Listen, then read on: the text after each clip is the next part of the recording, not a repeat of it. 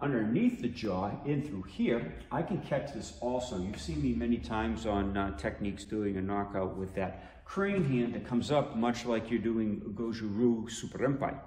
So if I'm striking up underneath, what's happening with that is there's so many things happening with that, but I'm just going to describe the blood pool aspect. This knuckle, okay, or this little divot in between the two knuckles is going to catch that area, and I'll be able to pinch that facial nerve much like I did with the iron bone and come right up underneath that technique, okay? And since it's coming up, even if I miss, I'm not going to damage these bones, okay? It's when you shock them straight in that's going to cause the damage. So you can come right up, and it's great. I mean, if you're just grappling around in here, you're shifting positions, and you come right up underneath, the person's not going to be aware you're ready to launch a shock, probably not aware that it's going to be hard enough to hurt them, because he would have to see the windup to bring about that great amount of power that most martial artists try to achieve with these hands. They just quick little shocks up and in, quick little shock up and in is all that's needed. You don't have the power of the arm,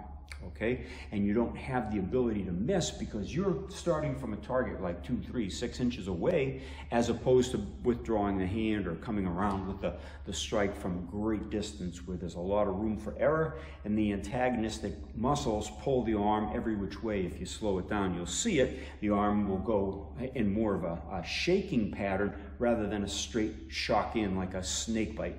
Okay, so that's a little bit more about the blood pool hand and a couple of targets you can attack with this nice weapon. Okay, stroking down and coming up, this is the crane hand.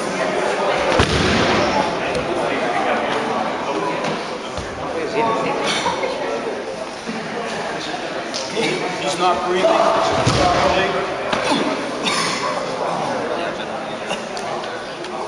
The reason that stops the breathing is because when I popped his head came back this way. The phrenic nerve comes out of the vertebrae at this point. The two vertebrae pinch the phrenic nerve and stop the impulse into his diaphragm, which stops the breathing process. Okay? Yeah. Is that what you wanted? Yes, I do. Okay. So explain what that felt like yourself. Well, it felt like going deep into the throat, and it went into the chest, and you could feel it, like you could hear me cough. So it's something went to down here in the lungs and constricted around it, and then when I got hit again here, spleen, it released, so I could breathe out again. You could hear me cough again, so it was good.